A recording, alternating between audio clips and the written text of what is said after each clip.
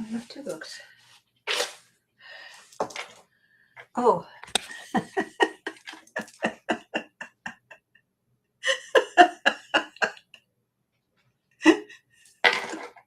Hello. Here we are. Oh dear. So I knew that I had to lift the lid off the lens cap. I knew I had to lift it. I just forgot that I had to lift it now. And I have an excuse. I have an excuse. And it ties in beautifully with today's theme. My name is Abby Hagyard, in case you're wondering what the hell is wrong with me. And why do I look like I stayed up all night? That would be why.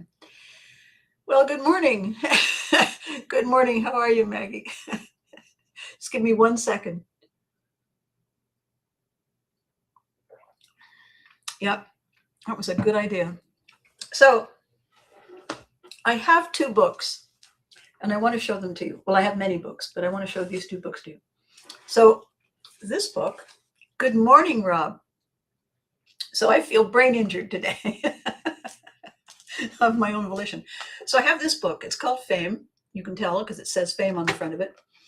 And it is a book, a collection of conversations I had with my former kids and a lot of really, really talented grown people in the entertainment industry.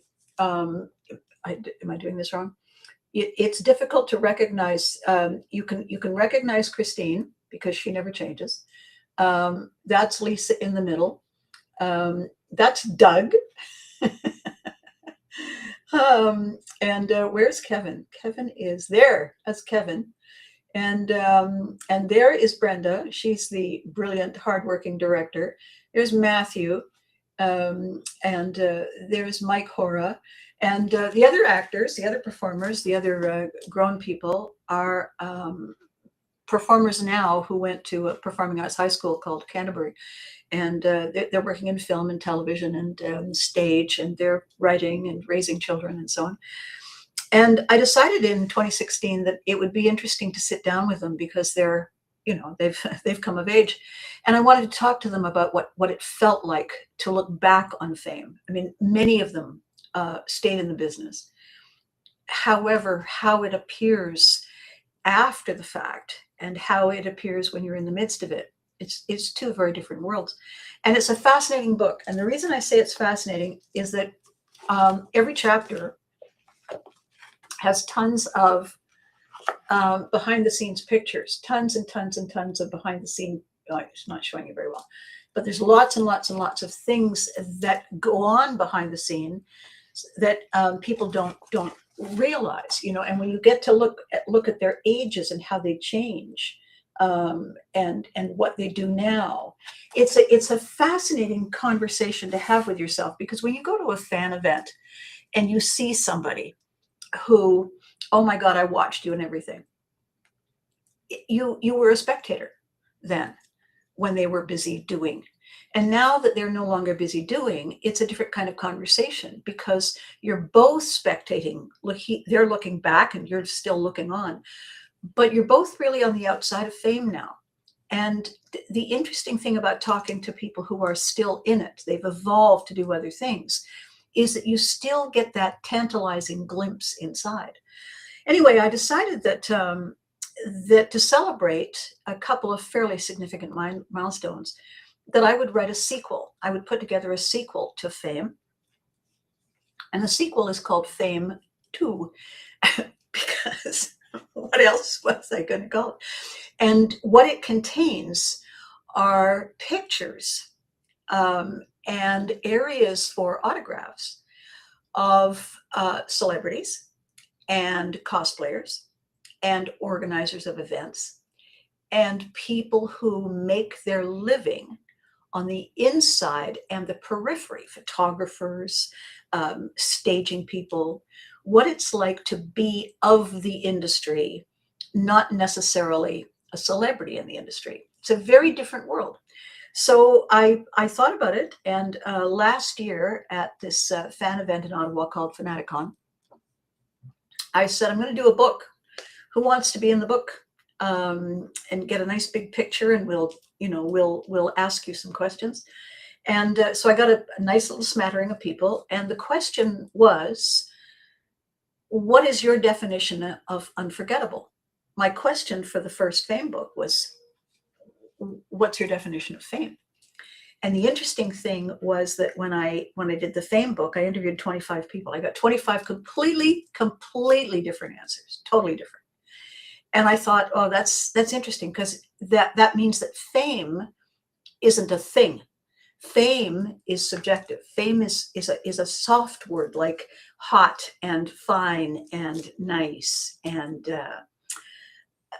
they don't give you a clear, quantifiable understanding, right? And so I thought, let's do that. Let's do that with all of the shows that I have been doing without originating things. And I thought it would be really fun to do it in a format that you don't normally see. So this was a children's book that I created a few years back, and it's kind of fun. The first part is a story, and then the middle is a coloring book, right, of the characters. And then the last third of the book is a script. So people, kids, hopefully, can do the show. And it's a really fun show. It's a mystery. And it's called Patches and the Damsel Dragon. Patches is the storyteller, and the Damsel Dragon is the mystery. And I wrote it for a bunch of the Canterbury kids, the performing arts kids, when they were in their late teens, just kind of getting ready to head off in the world. One of them came to me and said, we don't find it a challenge to perform live. Can you find us a tough audience? And I said, are you really sure you want me to do that for you? Yeah. So I did. And the way I did it was I wrote that show. And the audience for them were kids in kindergarten who individually have the attention span of a flea. When you put them together, they have the attention span of a bunch of fleas who don't speak to each other anymore. And what was fascinating about these actors and the script, I might add, is that the audiences were fascinated. The little kids sat still. The play ran 20 minutes. Kindergarten children, 20 minutes, and they didn't get up and go and pat a pony, and they didn't start having their lunch or throw up or cry or fall asleep. They watched the show, and when there were questions to be had in the show, they were keen. And I thought, I have no idea what that's about. But what it was really amazing for was what it gave those actors, because it was a very, very different and interesting challenge, right? And why? Because the audience doesn't understand the rules. The audience doesn't know there are rules, because the audience is 5. And even if they knew there were rules, it's a thing to discuss. It's not a thing to follow, right? So I then immediately had a problem with the book. I mean, I had all this stuff, the ideas, the information, certainly had the pictures and so on. And that was, there's a lot of kerfuffle going on between countries these days, a lot of internal strife. And it has a ripple effect. And so the demand printing entity that I use has been going through troubling times. And so the conversation back and forth, was a softcover book. So that's the size. It's kind of fun. I mean, this is a pretty typical paperback book, right? So it's just bigger enough to be interesting, just bigger enough, and but not heavy. It's like, this is a heavy book. It's, I don't know, 300 and something pages. This is only going to be 60 pages. And this one, I think it's, as a matter of fact, is, close. So it's going to be that thick. And why that's great is because a book like that size, that shape, that weight, doesn't feel like a lot of work. It feels like something to, chew on a carrot while you go through it. It's tricky, though. It's sneaky. because the pictures make you curious. The pictures make you wonder what it's like to do that and those things. And that's the whole idea. My ulterior motive is the coaching that Rob and Maggie and Sue and Rhea and Richard, a whole bunch of people are working their way through. The purpose in coaching is to give people enough information to realize that it's exciting, that just because it's change doesn't mean it's an uphill thing, that it's actually interesting, and it's a discovery kind of change. And then once the person is interested, curious, they're more interested in themselves and what they can do. And what happens if I do this? Does it go that way or that way? They're invested, right? And that it isn't happening these days. People aren't investing. People are sitting back. People are not talking. They're not connecting. They're not communicating in any way, really, not in a meaningful way, because we've forgotten how, basically. Technology changed. We got involved in trying to figure it out and how to navigate it.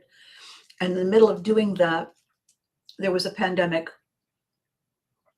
scenario in which, in an abundance of caution, what the heck, stay home.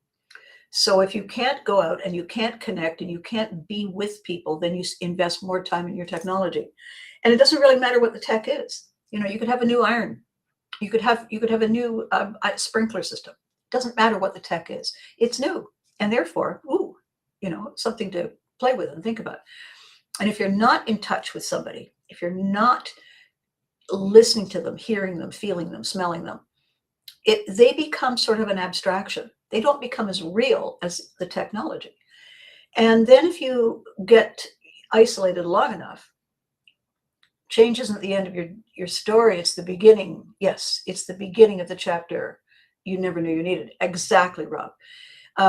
What I say to people that makes them pause and laugh is change is only hard when we didn't think of it. We resent it when somebody else thinks of it because it means that we have to do more than, and we're going to look stupid till we get gooder at it, right? And we were busy already. However, if it's our idea, to paint the sprinkler, if it's our idea to mow the cat, if it's our idea, then it's wonderful, it's cool, it's amazing. And therefore, the game we play with ourselves is to look at a challenge and to make it our ask, make it our decision to deliver it this way, to unfold it that way, to tackle it that way, to do it this way. Because when we make that decision, that part of it is ours. Now we're interested in our part of it. The rest of it can just come along for the ride. So I've coached actors, I've coached, people who have to show up and do things and galvanize other people to show up and do things for a long time. It was sort of weird when I learned enough about theater, when I learned enough about marketing. Almost immediately somebody said, "Oh, good, so you know what you're doing. Here, take over." And I said, "Well, I don't know what I'm doing. I know fewer things that I don't know." Sort of. And I realized that if I have to take a thing apart to understand it well enough to explain it to someone else, that's actually a huge benefit to me. Because if I'm just told, here's the IKEA instructions, good luck with that. And, or if somebody says, I tell you what, you figure that out, you put it together. If it looks like the picture, we might just have you taking the lead on that and showing other people how to do it. And there's something in it for you. Really? Okay. So there you are. So I began teaching a long time ago, and learn it, do it, teach it, learn it, do it, teach it. And so what I discovered about that process is that most people get it wrong because nobody ever told them there's more than one way to do it. And so if nobody mentions it to you and there are no IKEA instructions, then you have a really good chance of shooting yourself in the foot, the knee, and whatever, until you get it right. So I said to myself, Abby, I said, let's do a book to show people what it feels like to have arrived. Let's create a book that's completely valid. The people in the pictures in this book were part of things. They were there making events happen. They, in some cases, were the reason the events happened. They weren't just kind of plucked off the street and given $50. They made a contribution. Well, let's do a book and let's put them in it. And let's give them that opportunity to walk around and say, why, yes, they've written a book about me, you know, it's about time, right? So it sounds like that's easy. And I was thinking about the title for today's video a lot in the mad dashery that's been going on, because first of all, the process normally is a breeze. It's like intending to fall on the ice and the wind picks up. There. It's that easy to do this process once you do all the heavy lifting. Once you have the content, you have the concept, you have the look, you have the, you know, what you want to do with it. Once you've got all that done, the actual getting it into somebody's hands, into your hands.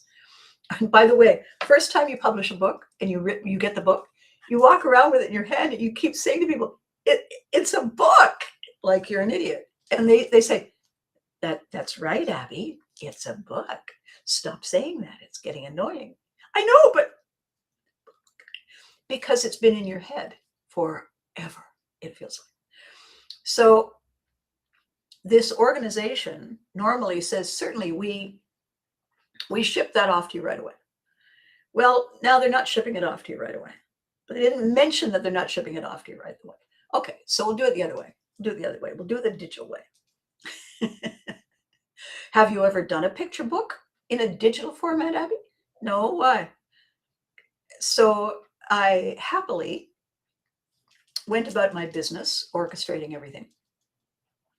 And a couple of small things. The pictures that people said, I would like to be featured in the book, I'd like my picture, and I'd like to be quoted. Absolutely. That's the whole point of doing this. We want people to get re-engaged.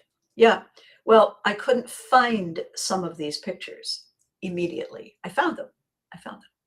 I didn't find them immediately. Rob's problem is I wrote a book and I kept promoting it. I'll keep promoting it. Everyone closes the book.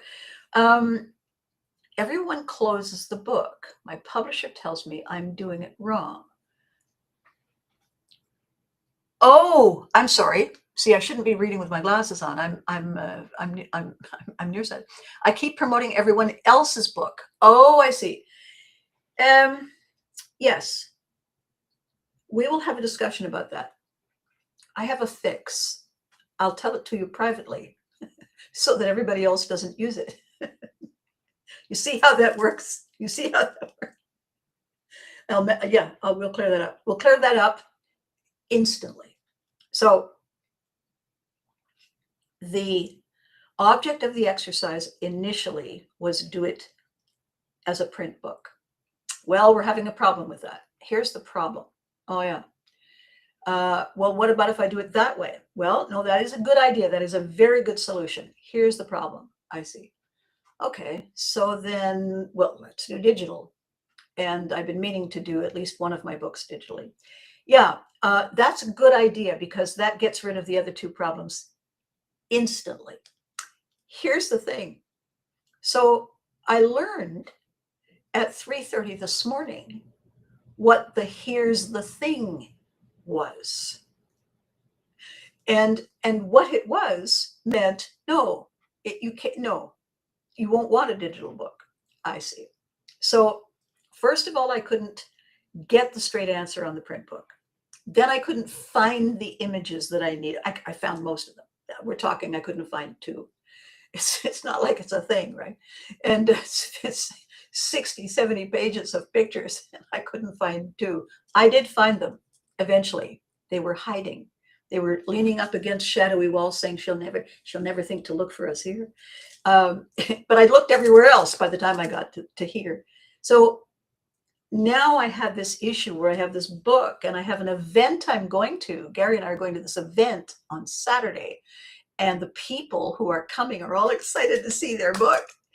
And I can't do the digital, which theoretically would be ready today, but it won't be because they're having a glitch with their tech. Of course they are, boys and girls. Of course they are. So, which is ironic, really, that I, it's smarter than everybody. It's going to replace people as soon as it can figure out which way to face, maybe. So, there's actually a question on the checklist. And have you now or have you ever used AI to create this particular product? No. Okay. Are you sure? Yes. Okay. Thank you. You may proceed. Oh, I see.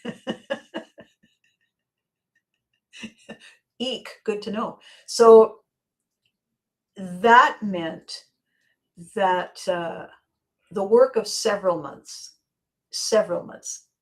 and several ideas suddenly went sideways. A few days ago, a couple of weeks ago, and then again very recently, and then in the middle of the night, because it could. So it's in the works. It's in the works. They do the beautiful thing about print on demand is that it's a computerized mechanism, and that when you send the content in the correct format that is correct, and they know it's correct, then it's a pretty much a 24/7 turnaround. You just have to make sure that you dot all the I's and whatnot. So I had to change direction several times in the last couple of weeks to make it happen when I wanted it to happen. The first big glitch, it was going to be in the spring, and then there was a huge problem that just was not immediately solvable. So I said, okay, well, we'll do it in the fall. So, or the late summer. So now, hang on a second. Excuse me, glurping all over the place. The score on the torque board is that the process is now processing. I've gone through it. I've had digital proof. I've looked at everything. It looks really good. What they do is they send you an author's proof to make sure that it is in fact what you're hoping and dreaming. And then based on that, how many books would you like? Which is how all publishing has always been done. It's just that with the advent of a computer that can just, push a button and you can have one book, or you can have 500 books, or you can have 10,000 books. You just have to tell, it's like going to the office supply store. How many copies do you want, really? And then the machine, because it's no longer the Lutenberg. It's no longer the printing press where, or the Xerox machine. And they're beautiful. I mean, the books are absolutely stunning. The quality and the color, the resolution, everything about the book is as professional as you could want, especially for something that means so much, because these are my former children, right? So I'm very, very pleased. I wouldn't be getting them done for other people if if I didn't feel very confident. And every one of the clients that I work with, through my publishing company, they just love the books. So it's doable. The question is just, is it doable when I want it done, or is there some more tap dancing going on? As is always the case. So the question, hilariously, that I posed for today's video, long rambling intro, is, when they make it look easy, is it? And I want to talk to you about that, because assumptions get us all in trouble. When I went away from school for a month one winter, we would take holidays, and my dad would pull all the books out of school and have me doing homework every day while I was away. So when I came back, I was, on track. The things that I couldn't be on track for were things like, gym class, uneven parallel bars, climb the rope, the boof thing, ow, whatever that's called. You don't have somebody training you. You don't have the equipment. So when you come back, they've gone to the other side. And I came back, and the teacher said, so we're all doing this now. So I need to see the quality, see how much work we have to do to get you up to speed, because the inter-school competition is weeks away. I said, well, I don't have to compete. Yes, you do. I see. So as it turned out, I am uniquely fitted for not doing gymnastics. And it became abundantly obvious to everybody in the class except the teacher, who was determined that she was going to have 100% turnout. And it crushed her when she realized that it wasn't in the cards. I was a danger to myself and others, and to the equipment, as a matter of fact. But I gave it my all. I did my best. And it was just hilarious, hilariously painful, and yet hilarious. And I said to her at one point, it's funny, And she said, what is funny? And I said, it looks so easy. And she said, everything looks easy if you have talent and tenacity. Okay, then. So I thought, but that's true. That's true. It is easier when you have talent and tenacity. Some stuff is big. Some stuff is a lot of tenacity, a lot of practice, a lot of pain. But it does help if you're doing the work. So I don't think people are paying attention to much of anything, really, right now. I don't think that the attention span is there. And more important than that, I don't think the motivation is there. The person is saying, what's in it for me to actively listen to what you're telling me? Why? Why do I need to do that? Well, because you'll blah, blah, blah. And the person says, yeah, but what if I don't want to? And the decision maker is thunderstruck that people would be so honest about their indifference. The thing is that it only matters if you care. I mean, it matters in the overall scheme of things, but it's not, I'm going to stay up all night and do this, because they can't see the benefit. It's not blindingly obvious to them. And the person on the other end who's sputtering and saying, well, I should think that you would, just as a matter of, no, why would I? There's a lovely person, if you haven't heard his name or watched his videos, he passed along recently. His name was Ken Robinson, and he was knighted by the Queen of England, so he became Sir Ken Robinson. And his thing was education and creativity. And in his studies of education, creativity, he realized a lot of students of this are agreeing that we are conforming the creativity out of our children. We are telling them that the form and the formula matter more for convenience and predictability than the creative ingenuity of the substance. And the only thing wrong with that is that that's not how anything works. It's all very well and fine to have form. Absolutely. Absolutely. You want a shell around a raw egg. That's a plan. But without the stuff that's in the egg, okay, why are we even here? And this is where people lose their way, lose sight. So what I did yesterday, realizing that I wasn't exactly between a rock and a hard place, but this wasn't going to happen if I didn't pull out the stops and put on my Viking hat and just start rowing.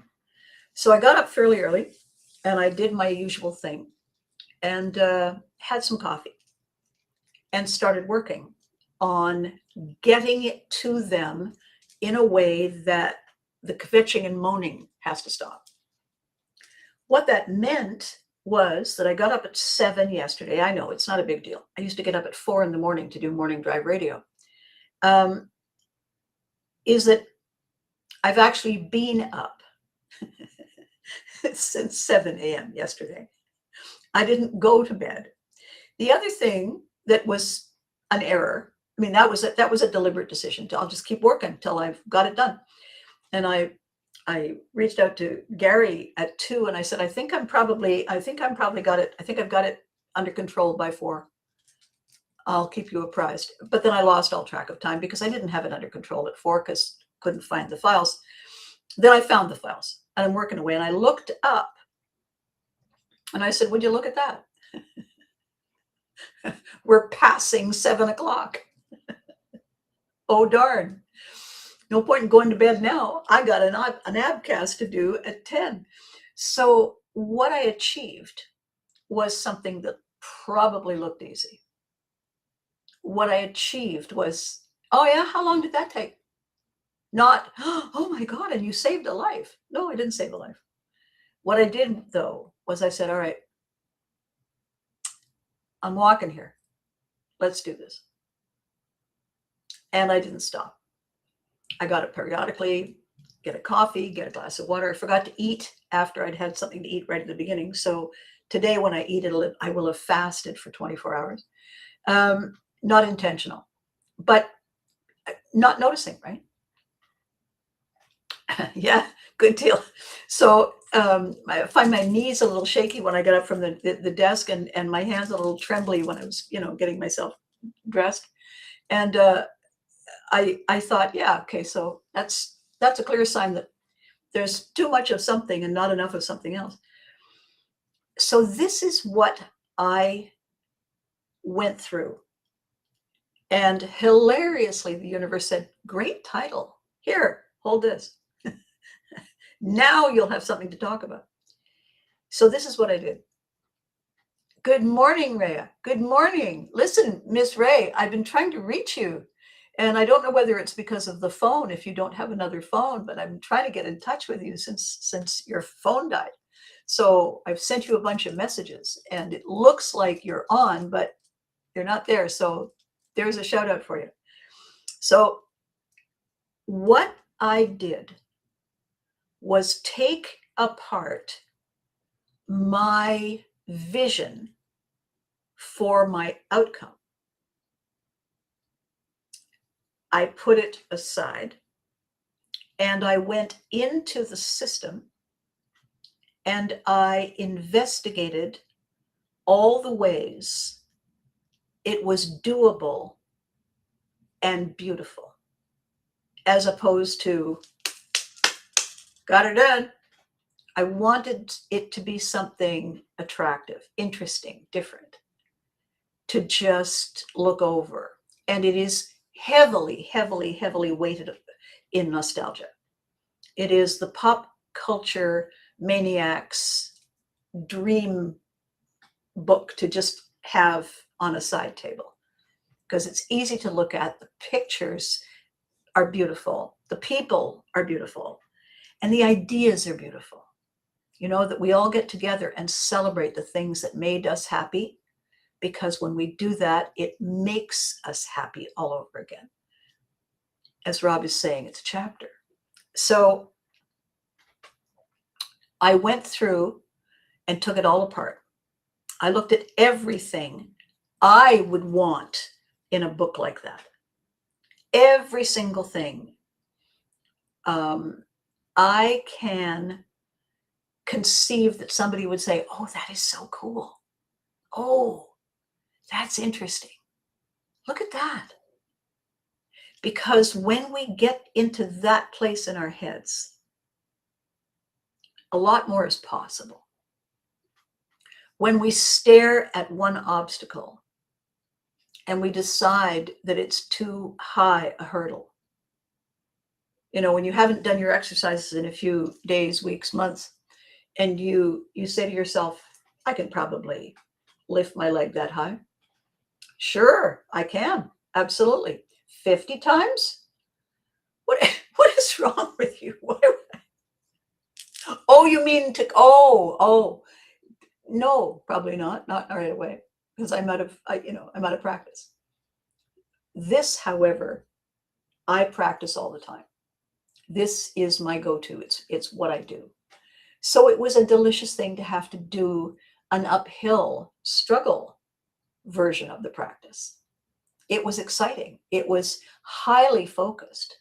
My eyes are tired. My ears are tired. I don't know why. Maybe because I was clenching my teeth or something. I don't know.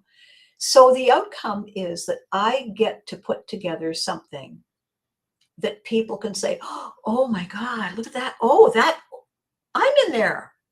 Why am I in there? Well, you were there. Why wouldn't you be in there? Oh my God, you included me in there. Well, thank you. It's not a favor. You were there. Just by virtue of being there, you participated in making it happen. It's a recipe, many ingredients. Really? Oh, well, thank you. Totally shifted a day, totally shifted a point of view, totally shifted a mindset, right?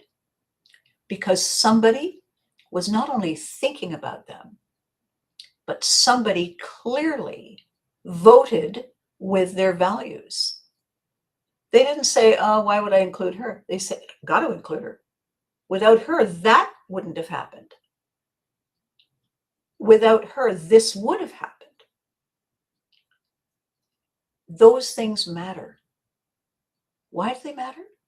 Because if we realize tangibly that we are an essential part of a mechanism, that it doesn't work as well if we're not there, then we have a reason to get up in the morning. We have a reason to take care of ourselves. We have a reason to say, yeah, there's a fair amount of stress, but it kind of feels good at the end of the day to come home. Yes, it feels good that I did something, with other people. I've been at home too long, I think, maybe. And this is what we're not realizing. We're not realizing, and I'm harping on it a lot, and I hope it doesn't feel like that. Human beings aren't solitary creatures. We are collaborative creatures. We weave solutions together with each other. It's easier when we do that. And we are uniquely fitted to do the weaving. But if we have gotten out of the habit, if we've gotten out of the practice of picking up the phone and saying, what's going on? How you doing?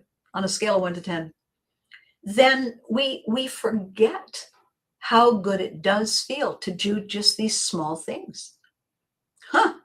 Oh, and then our energy for everything else in the day is elevated. Our enthusiasm is elevated. We're not as tired as we were. We're not as, I don't know, I just don't feel like getting out of bed. Now we feel like getting out of bed.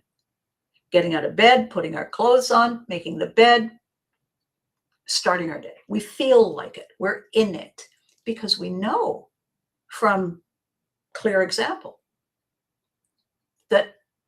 we are a cog in an essential process. And that feels very good. So I wanted today to talk about the hilarious synchronicity of me saying, when somebody makes it look easy, is it? And then proceed to have to do something that was not remotely easy. And I know just from previous conversations, well, it must be easy for you because no, it isn't easy for me. Couldn't find pictures. And I don't know why. And I didn't have time to find out why because endgame. So here's my thinking. Here's my thought. Here's my recommendation. Give me one more second for a sip.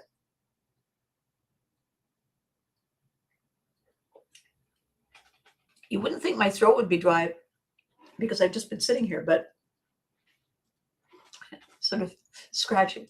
So I posted some ideas on LinkedIn and recruiters fell out of the woodwork and said, would you like a recruiter to help you land a job? Sure. And then because in the entertainment industry, you don't pay the agent. The job pays the agent. So the agent goes and gets you the job. You're the jobber. They're the middleman. They go and strike the deal. You get the job. They get paid a little off the top, and they get paid a piece of it all the way through. There. I'm not giving them money ahead of time because why would they work? Getting the money ahead of time isn't an incentive to work. It's an incentive to not work. So these recruiters, however, they would like to be paid. They would like to be paid for this, that, or the other thing. And then they just, whatever it is they tell you they need. And I say, well, you show me what that looks like and I'll consider it. Well, you don't understand. You see, you have to pay it for, pay to play. No. And then they go away and then they come back because. So I had to put that on hold. They were upset. I had to put a couple of other things on hold. Those situations were upset. But my purpose was there is an end game. There is a bell that goes off, invisible, maybe silent. But at what time is it? This coming Saturday? Load in is when? Last year load in was at 6:30 and we were there I was up at 4:30 to pack the vehicle and get everybody organized. And then be lovely all day and energized all day and then unload, download, put it all back in the vehicle and take everybody to dinner and then go home and fall down. If I know that somebody does great work and I know that they have other opportunities, then I want them to choose me. Hence, I pay them. However, there appear to be a lot of these recruiters, and so I'm not paying for anything. So gradually, the interval is getting longer to send me stuff. Perfectly fine. I was busy yesterday. What I want us to grasp together is that we get in the habit of assuming this usually attached to that or that, usually. Therefore, when we see that, this is probably not far behind.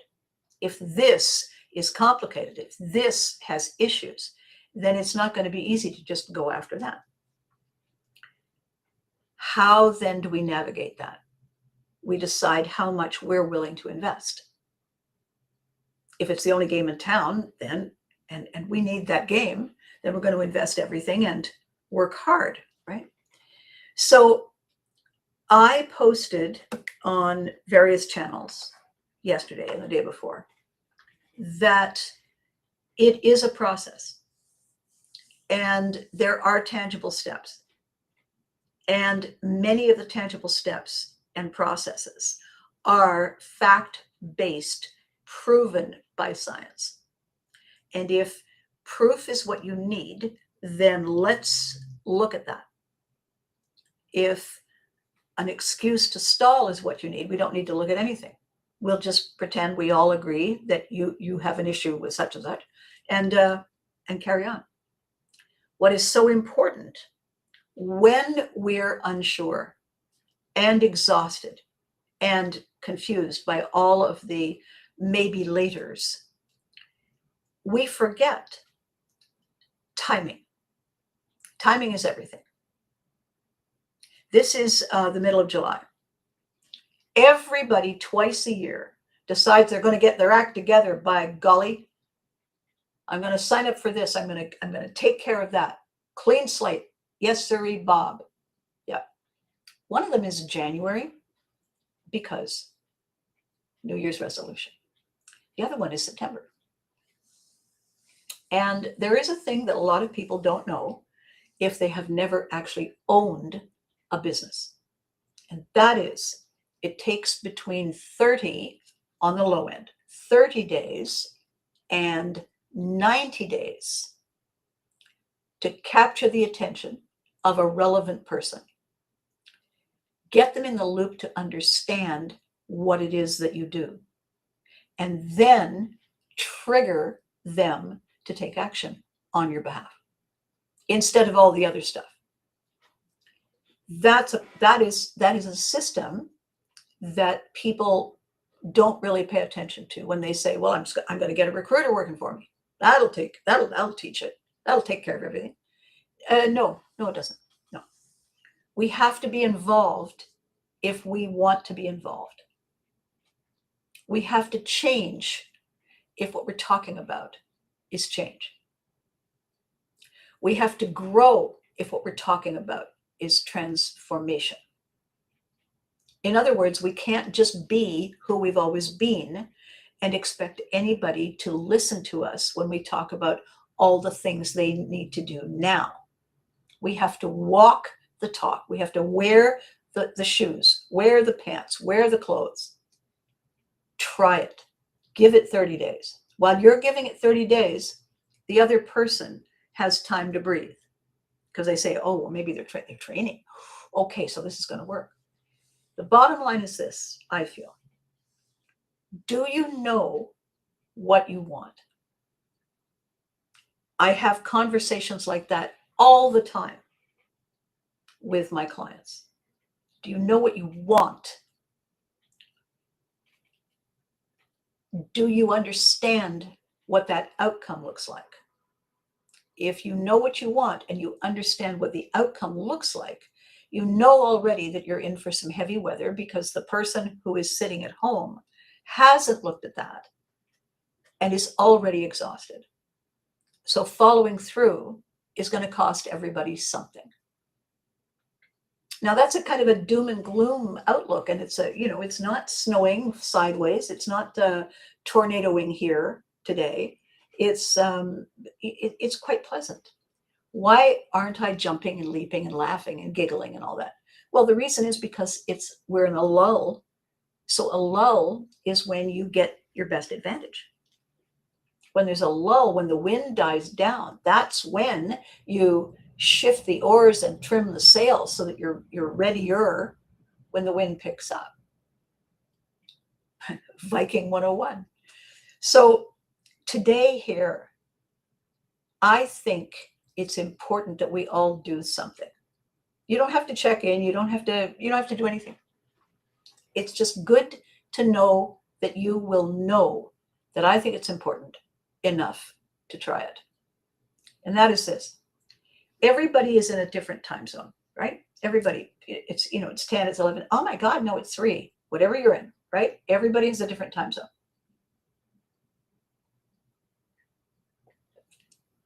Almost everybody is employed by someone else to do relatively important deal-breaking administrative work, phone calls, cold calls, dismissal calls. Tough to do it over and over because it's not a happy thing. So this person at their meeting said, hiring Abby to do this was a great idea. I thought it was a great idea to have somebody doing it, but having somebody with this kind of experience, because she's going to tell us stuff that we already know. And she's going to tell us why it doesn't matter, because it's important. It's not life or death, but it is important because everything connects to everything.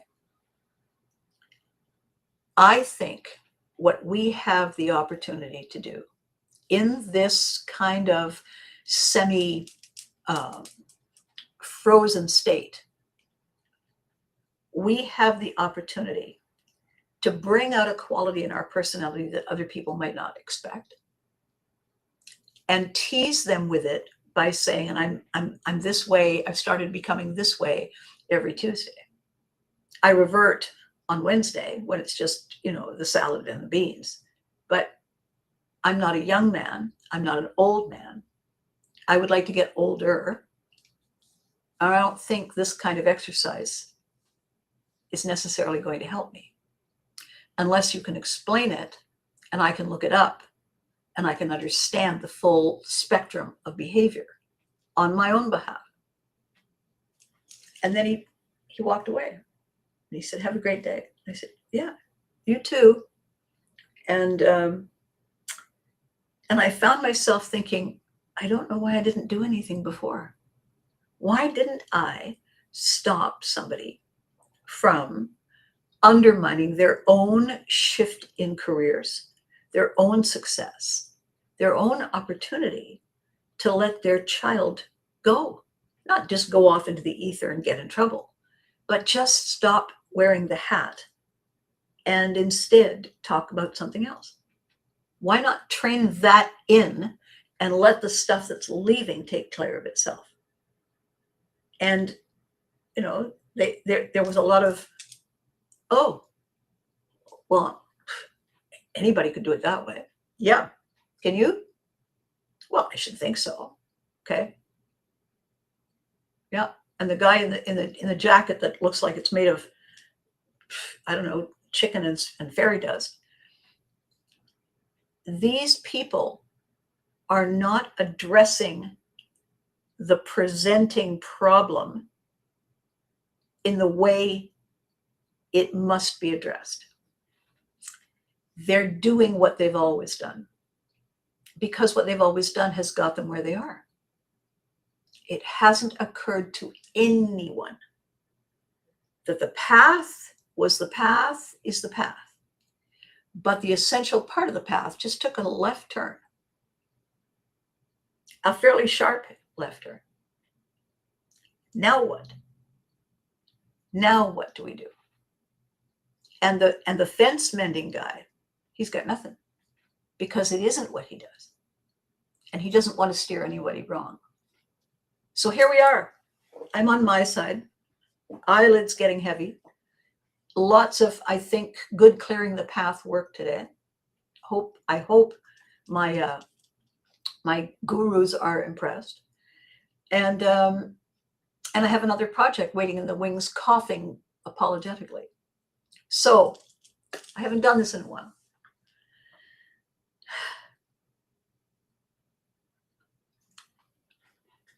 Be good to you.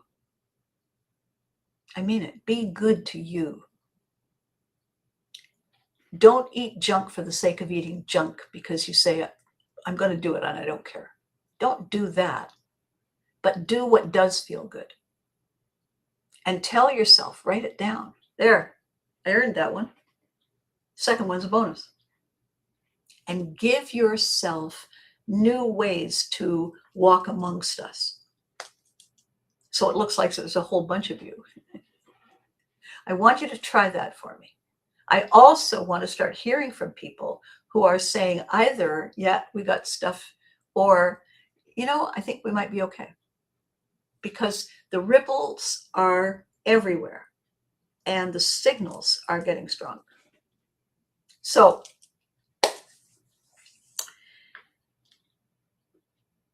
if I make it look easy, is it? Here's the answer. If I make it look easy doing it my way, which is my familiar way, it will be easier for me.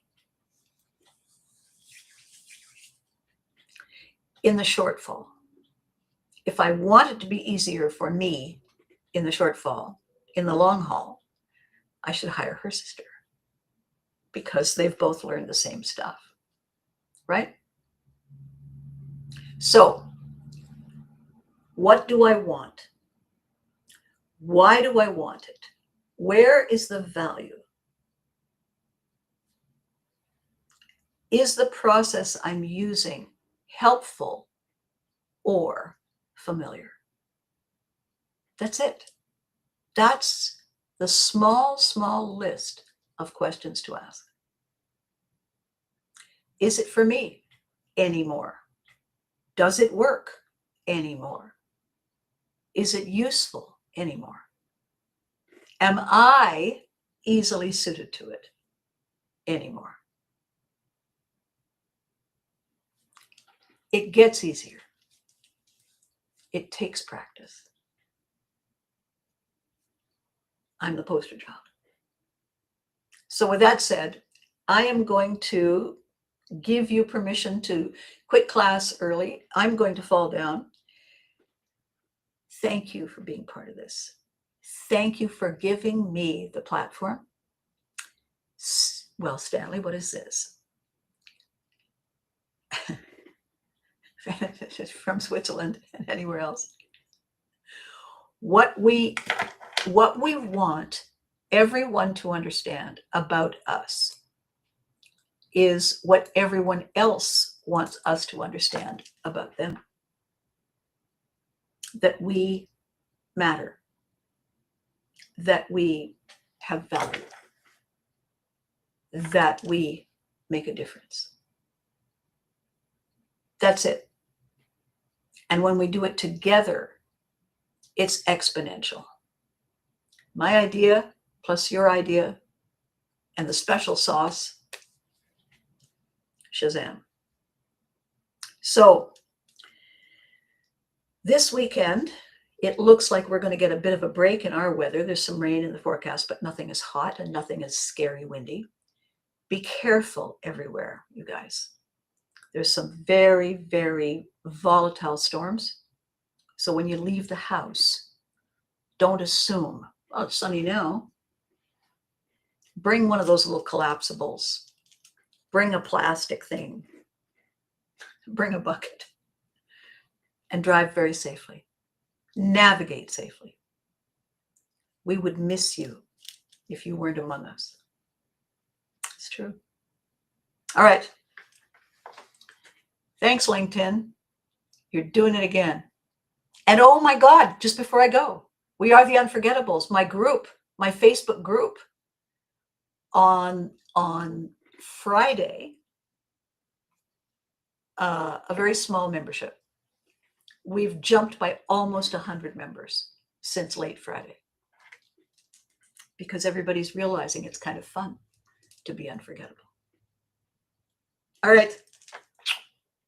Thank you. Remember to hug your loved ones. They deserve it as much as you do. And I will catch you next time.